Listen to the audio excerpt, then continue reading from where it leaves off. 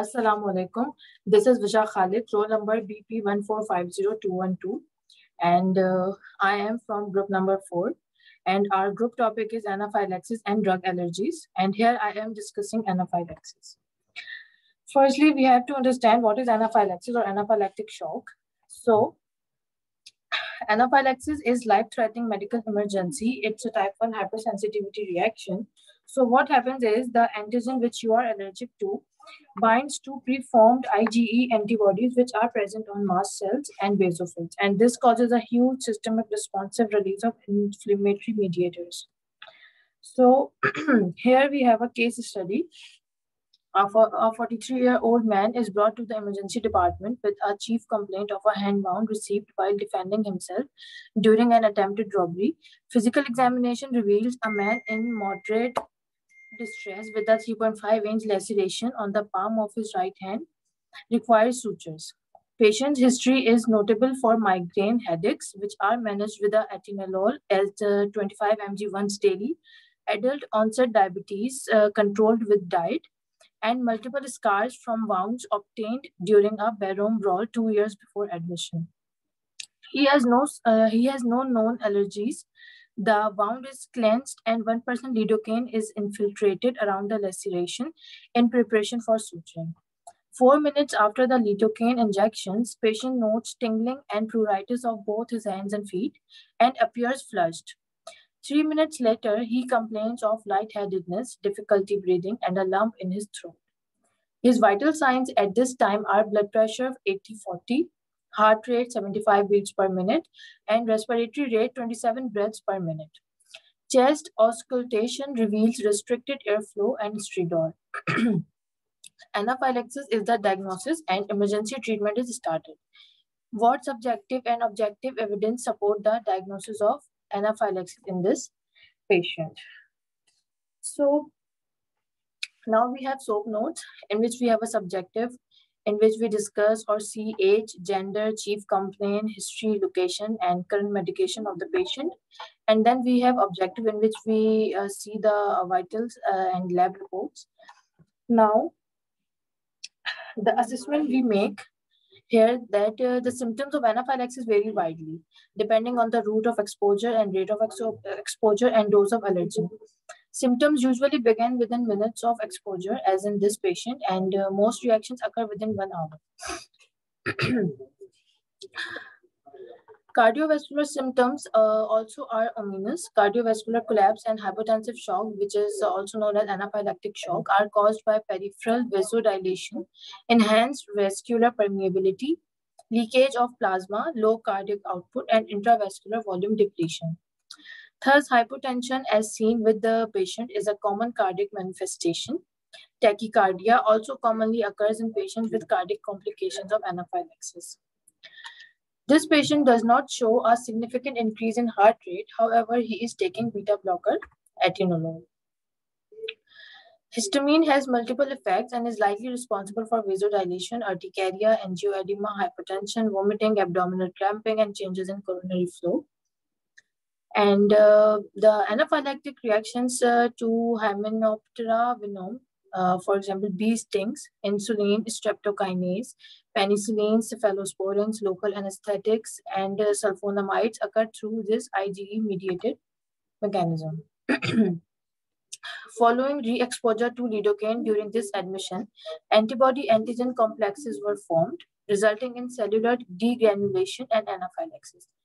The temporal relationship of patient's anaphylactic reaction to the administration of lidocaine also strongly implicates lidocaine as the precipitating agent.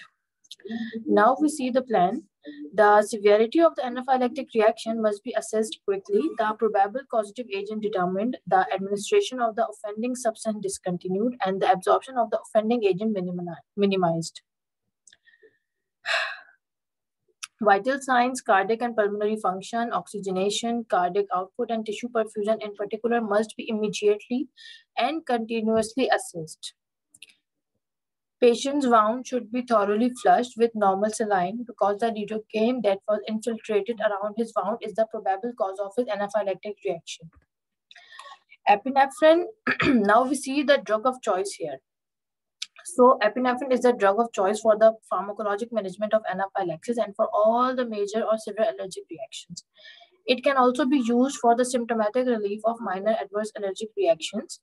The alpha-adrenergic effects of epinephrine increase systemic vascular resistance and increase blood pressure. And these actions counter the vasodilating and hypotensive effects of histamine. In addition to this, the beta-adrenergic effects of epinephrine promote bronchodilation and increase cardiac rate and contractility. But the one thing which is very important here is that the route of epinephrine administration is very important.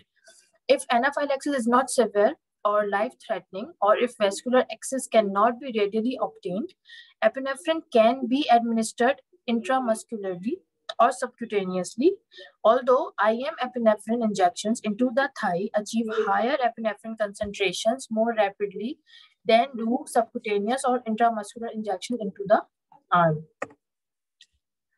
So we make infusions, and the infusion should start at 1 to 4 mcg per minute and be titrated to clinical response with a maximal rate of 10 mcg per minute. And at the same time, another IV line should be established and normal saline infused at a rate sufficient to maintain perfusion to vital organs. Normal saline is the preferred crystalloid because it stays in the intravascular space longer than does dextrose and does not contain lactate. The effect of patient's atenolol also must be considered, and patient is taking a beta blocker, whether cardioselective or not, could experience more severe episodes and more refractory episodes of anaphylaxis than patients not taking a beta blocker. This effect might be caused by a blunted response to epinephrine when given to treat anaphylaxis, resulting in refractory hypotension, bradycardia, and bronchospasm. If patients' BP and heart rate do not substantially improve shortly after initiating epinephrine, IV glucagon, which can stimulate heart rate and cardiac contractility independent of beta-adrenergic blockade, should be given. Inhaled beta agonist H1 and H2 receptor antagonist, corticosteroids, and aminophylline commonly also are used to supplement the action of epinephrine. Now we see atenolol would not be expected to diminish the effect of albuterol because atenolol is a beta-1 radioselective beta blocker and the dose is low here. Because histamine is the primary mediator of anaphylaxis, as we all know that, and IV administration often is antihistamine such as diphenhydramine, 50 mg every 6 hours until the reaction resolves is warranted. Similarly, giving an H2 receptor antagonist is reasonable because patient is not receiving any drugs known to interact with cimetidine, and because he has no diseases that require dose adjustment, so cimetidine may be given. Lastly, we see given the severity of his reaction and his pulmonary involvement, patient is a candidate for IV corticosteroids, methylprednisolone, which the dose is 125 mg every 6 hours for 4 doses, might be beneficial and is associated with minimal risk, although commonly used. The indications and doses for corticosteroid administration in the treatment of anaphylaxis are not well defined. The effect of methylprednisolone on patients' diabetes is not a factor because his clinical status is life-threatening. Once stabilized, patients should be transferred to a critical care setting and monitored for a minimum of 24 hours because relapses of the anaphylactic reaction may occur. Thank you.